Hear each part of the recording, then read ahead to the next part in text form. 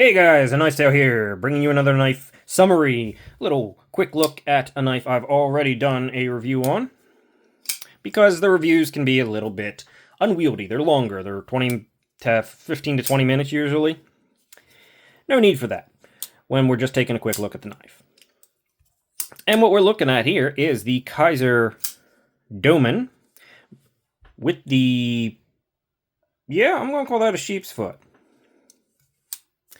blade. This is a wonderful knife. Very, very recommendable budget knife. Now, before I get into the knife, there is one thing weird that happened with this knife. This has been discontinued for some unholy reason. I don't know. It's wonderful. And a lot of websites, I actually talk about this in my primary review. I mention, do I mention it in the video? Or do I just mention it in the description? I don't even know. I don't even know my own videos. Why would I know anything? Who am I? I don't do anything. Well, it seems to have been scrubbed from most websites. It just doesn't seem to exist on most websites anymore. Even like Blade HQ or something like that, I could not find it as sold out or discontinued. Or maybe there is a variant somewhere. I don't know. They scrubbed it. It's gone. It's gone. If you can find one, though, I do think it's worth just picking up. This was not a super expensive knife in the $60 range. It's got 154 cm, designed by Azo. Yeah, this is everything great about Kizer's budget line, really. Quick look. 3¼ inches in blade length, and 7¾ in overall, pretty much, or thereabouts. We got a liner lock on bearings with Kizer's signature amazing action, because they do cutouts on the back end of the tang to weight relieve. It makes it much more drop shutty. Sure. Got thumb studs as your primary method of actuation here, and a nice touch is, so it doesn't drop and guillotine into your hand, the tang hits you if you're at the top of the, well, even if you're not really at the perfect top of the lock bar cutout, when you disengage, it stops itself, which is a nice touch. Wonderful access, tons of access, all day, every day. This has got micarta that has been dyed. This was originally green? Yeah, green. There was a black version with a black blade and a green version. This one got dyed and dirty and beaten up since then.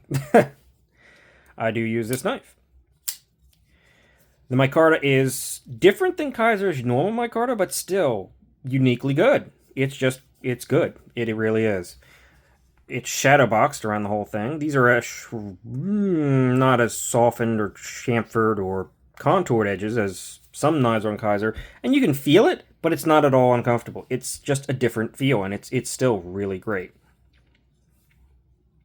As you can see, you have 3 holes back here for the pocket clip. That is for left hand or right hand carry.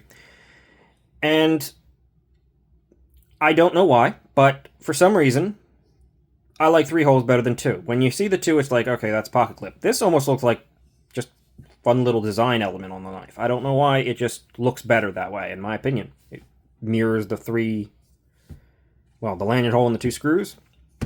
I don't know why, but I like it for some reason more than just seeing 2 holes for a pocket clip. I've also moved the pocket clip. You can kind of see the original color. It's worn off there. I've moved the pocket clip down.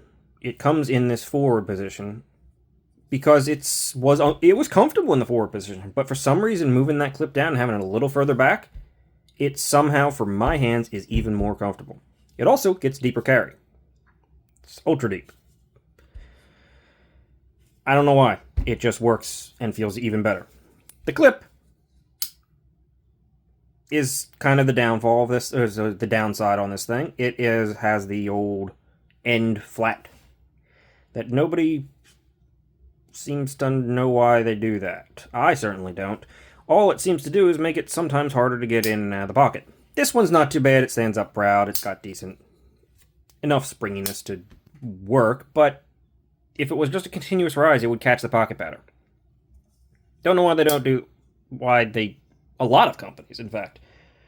Possibly most companies do that with their sort of folded clips, especially on the budget end.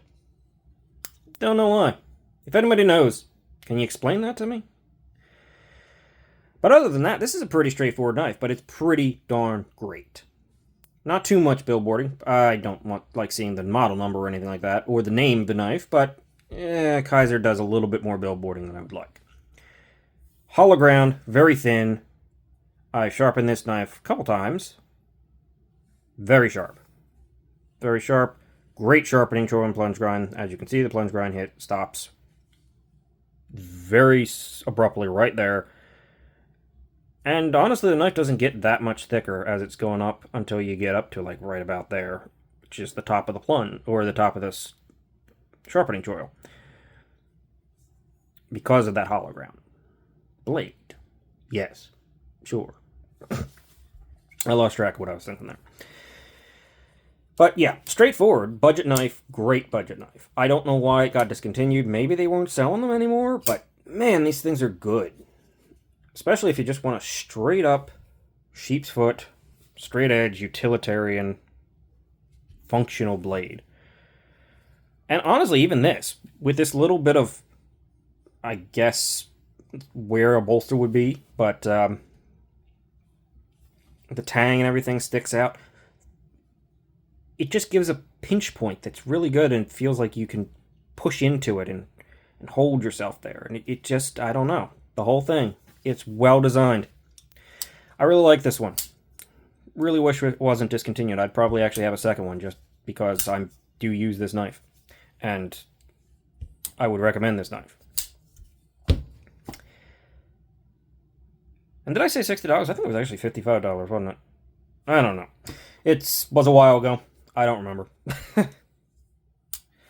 But the Kizer Domin with the Sheepsfoot blade. Everything great from Kizer. In a budget package, as usual. And 154 cm is really good to get down in that $50, $60 range, right?